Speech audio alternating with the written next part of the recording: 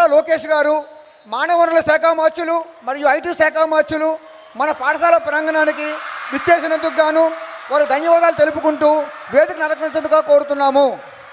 మన విశిష్ట అతిథి శ్రీ గంటా శ్రీనివాసరావు గారు, శాసనసభ్యులు, భీముల నియోజకవర్గం వారు, మాజీ మంత్రివర్యులు, మన ప్రీతమ నాయకులు, మన పాఠశాల శ్రేయోభిలాషి అయిన గంటా శ్రీనివాసరావు గారిని వేదికపైకి సాధారణంగా ఆహ్వానిస్తున్నాం. గౌరవ అతిథి శ్రీమతి దివ్యస్ నీలిమా గారు, డైరెక్టర్ దివ్యస్ ల్యాబ్స్, మన ప్రాంగణాన్ని సుందరీకరించడానికి సహాయ సహకారాలు అందజేసిన వారిని కూడా ఈ వేదికపైకి ఆహ్వానిస్తున్నాం. చంద్రంపాలెం ఉన్నత పాఠశాల క్రీడా ప్రాంగణ ప్రారంభోత్సవానికి విచ్చేసిన గౌరవ శాసనమండలి సభ్యులకు, శాసనసభ్యులందరికీ కూడా సాదర స్వాగతం పలుకుతున్నాం. మన విశాఖపట్నం జిల్లా కలెక్టర్ గారు మరియు ఇతర శాఖల అధికారులు మరియు అనేక రకాలైన ప్రజలందరూ కూడా ఇక్కడ విచ్చేస్తున్నారు. వారందరికీ స్వాగతం, సుస్వాగతం. తల్లిదండ్రులకు, విద్యా కమిటీ సభ్యులకు, ఇతర పెద్దలకు, అందరి గౌరవనీయులకు, అదేవిధంగా విద్యార్థులకు కూడా మేమందరం ఆహ్వానం పలుకుతున్నాం. ఈ కార్యక్రమాన్ని మీరందరూ కూడా విచ్చేసినందుకు మేము ధన్యవాదాలు తెలుపుకుంటూ మన గౌరవ మంత్రివర్యులు శ్రీ నారా లోకేష్ గారిని జ్యోతి ప్రతిజ్ఞ చేయవలసిందిగా కోరుతున్నాము.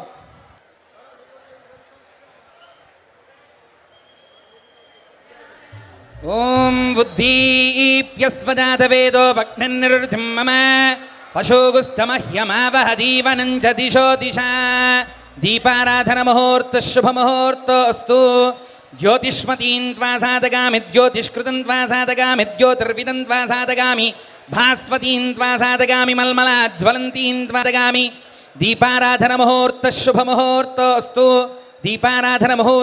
ఓం ఆశాస్తే యయతమానోసౌ ఆయురాశాస్తే సుప్రజాస్త్వమాశాస్తే సజాతవనస్యామాశాస్తే ఉత్తరాందే కోరుతున్నాను. సభికులందరూ కూడా దయచేసి సమన్వయం పాటిస్తూ నిశ్శబ్దాన్ని పాటిస్తారని కోరుతున్నాం.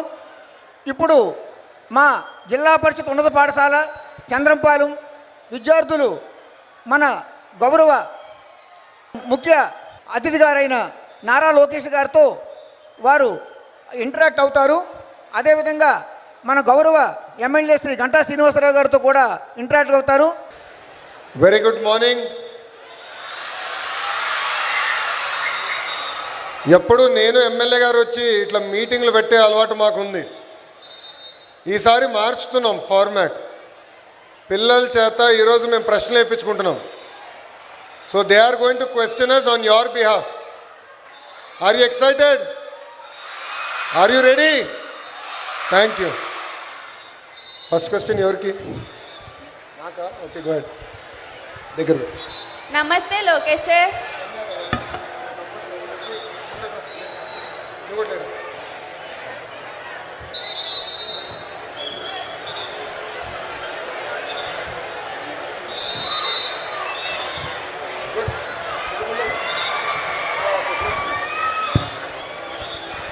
నమస్తే లోకేష్ సార్, నా పేరు ఎన్ ప్రణతి. ఓకే సార్ అని ఎవరిని పిలిస్తే నాకు చాక్లెట్ ఇవ్వాలి. సో ఇప్పుడు ఒక చాక్లెట్ ఇవ్వాలి నువ్వు నాకు, ఓకేనా?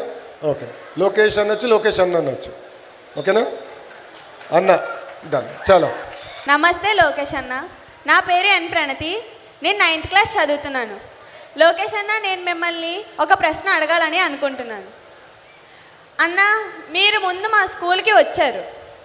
అయితే అప్పటికి ఇప్పటికీ మా స్కూల్ మీకు ఎలా అనిపించింది? చంద్రంపాలెం స్కూల్కి ఎప్పుడు వచ్చినా వర్షం పడుతుంది. ఫస్ట్ టైం సర్ప్రైజ్ విజిట్ అని వచ్చాను, అప్పుడు గట్టిగా వర్షం పడింది, మొత్తం బురదగా ఉండే. రెండోసారి ల్యాబ్ ఓపెన్ చేసాక వచ్చినప్పుడు కూడా భారీగా వర్షం పడింది. ఈరోజు కూడా వర్షం పడుతుంది. సో మన స్కూల్ అంటే నాకు గుర్తొచ్చేది వర్షం. గడిచిన 2 సంవత్సరాలు ఇది 3వ వస్తున్నా. మా మంగళగిరిలో ఉన్న స్కూల్కి కూడా నేను వెళ్ళా 3 సార్లు. మా నిడమర స్కూల్ కూడా 3 సార్లు వెళ్ళా. కానీ మీ స్కూల్కి వచ్చా 3rd టైం. నాకు ఈరోజు నిజంగానే చాలా చాలా ఆనందంగా ఉంది. ఎందుకంటే మొదటిసారి వచ్చిన స్కూల్కి 3వ సారి వచ్చిన స్కూల్కి ఎంత మార్పు ఉందో మీరందరూ చూస్తున్నారు. అద్భుతంగా గ్రౌండ్లు ఏర్పడినాయి, డ్రైన్స్ కూడా వచ్చినాయి. సో చేంజ్ మనం తీసుకురావచ్చు అనేది ఇది ఒక అద్భుతమైన ఉదాహరణ. సో ఐఎమ్ వెరీ ఎక్సైటెడ్, ఎందుకంటే ఇది ఒక మోడల్. ఈ మోడల్ ఇక్కడ ఒక్క స్కూల్కే కాదు, రాష్ట్రంలో ఉన్న అన్ని హై స్కూల్స్కి ఇలాంటి మోడల్ తీసుకెళ్లాలనేదే నా లక్ష్యం. Thank you.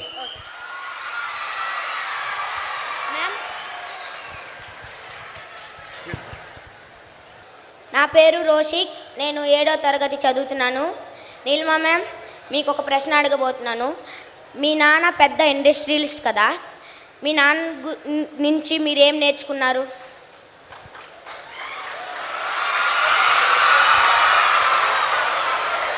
Good question. మా నాన్నగారి దగ్గర నుంచి నేను నేర్చుకుంది కష్టపడటం. ఎవరైనా సరే కష్టపడాలి, తెలివి ఉన్నా తెలివి లేకపోయినా కష్టపడితేనే పైకి వస్తారు అని. ఇంకొక క్వశ్చన్, మీరు పెద్ద ఇండస్ట్రీ నడుపుతున్నారు కదా, దాంట్లో మీకు అతిపెద్ద సమస్య ఏమొచ్చింది, దాన్ని మీరు ఎలా పరిష్కరించారు?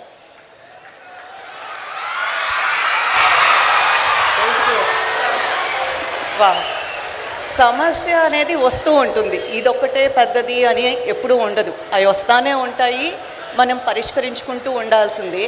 కానీ టీం అనేది ఇంపార్టెంట్, ఒక్కళ్ళగా ఏది చేయలేవు. You have to have a టీంలో అందరినీ సమానంగా చూసుకుని సమానంగా ట్రీట్ చేస్తే వాళ్ళు ఇలాంటి ప్రాబ్లమ్స్ వచ్చినప్పుడు they will guide you and they will make sure the decisions are right for that.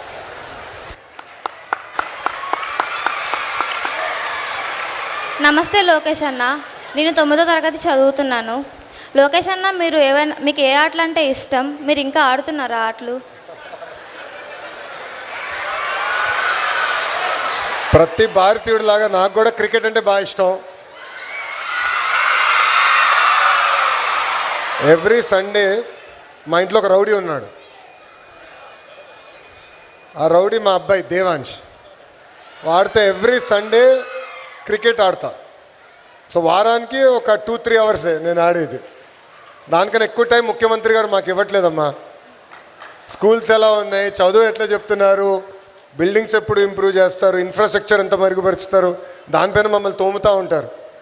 మాకు ఛాన్స్ ఇస్తే కొంచెం పడుకోవాలనుకుంటాం మంత్రులు, అంత తోమేస్తారు ముఖ్యమంత్రి గారు. బహుశా మీ టీచర్లు చాలా బెటర్, మిమ్మల్ని అంత తోమరు. మా టీచర్ మటుకు 2 పీకుతూ ఉంటారు. Thank you. ఇంకో క్వశ్చన్ అన్న, మీకే అమ్మాయిలకు ఆడుకునే అవకాశాలు తక్కువ, ఇంకా కెరీర్లో ఎంచుకునే అవకాశాలు కూడా తక్కువ, అందులో మీ అభిప్రాయం ఏంటి? మీరు అనిన విషయం చెప్పింది వాస్తవం. మహిళలు ప్రత్యేకంగా స్పోర్ట్స్లోకి వస్తాం అనేది చాలా తేలికైన పని కాదు. నేను దీనికి ఒక ఉదాహరణ ఇస్తా. శ్రీచరణి ఉంది, మన ఉమెన్స్ క్రికెట్ టీంలో స్పిన్నర్, అద్భుతమైన బౌలర్ శ్రీ కడప జిల్లా నుంచి వచ్చింది. సో వరల్డ్ కప్ గెలిచిన తర్వాత శ్రీని నేను కలిసా. అప్పుడు శ్రీని అడిగా, ఏంటమ్మా ఎక్కడ ఇట్లా మీ ఇంట్లో ఒప్పుకున్నారా ఇమీడియట్గా క్రికెట్ ఆడాలంటే అని. వాళ్ళ నాన్న ఒప్పుకోలా, అస్సలు ఒప్పుకోలా.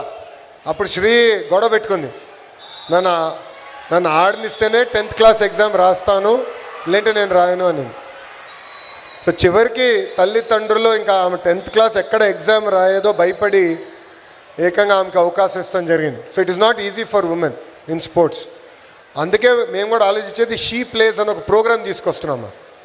సో స్కూల్లో నుంచి మీరు చూస్తే ఇప్పుడు కొత్త ఇన్ఫ్రాస్ట్రక్చర్ ఇస్తున్నాం, ఇన్ఫ్రాస్ట్రక్చర్ వస్తుంది, కావాల్సిన ఎక్విప్మెంట్ అందజేస్తున్నాం. ఇక్కడనే కాదు, ప్రైమరీ స్కూల్స్ కూడా. సో కొంతమంది ఆర్చరీ, కొంతమంది వాలీబాల్, కొంతమంది ఖోఖో, కొంతమంది క్రికెట్, కొంతమంది బాస్కెట్బాల్, కొంతమంది ఫుట్బాల్. సో వాళ్ళకి కావాల్సిన విధంగా ఇన్ఫ్రాస్ట్రక్చర్ ఇచ్చి ఎక్కువ అవకాశాలు కల్పించాలనేది మా లక్ష్యం. ఈరోజు మీ ఫ్రెండ్స్ని కలిసా, ఇద్దరు అమరావతి కప్కి ఫైనల్స్కి వెళ్ళారు, నెక్స్ట్ తిరుపతికి వెళ్తున్నారు ఆడడానికి. సో ఇన్ బాస్కెట్బాల్ ఇద్దరిని కలిసా. So they are going. So అట్లా అవకాశాలు ఎక్కువ కల్పించాలి. సో అప్పుడే మహిళల్ని ఎక్కువ స్పోర్ట్స్ వైపు చూసాక అవకాశం ఉంటుంది. Thank you.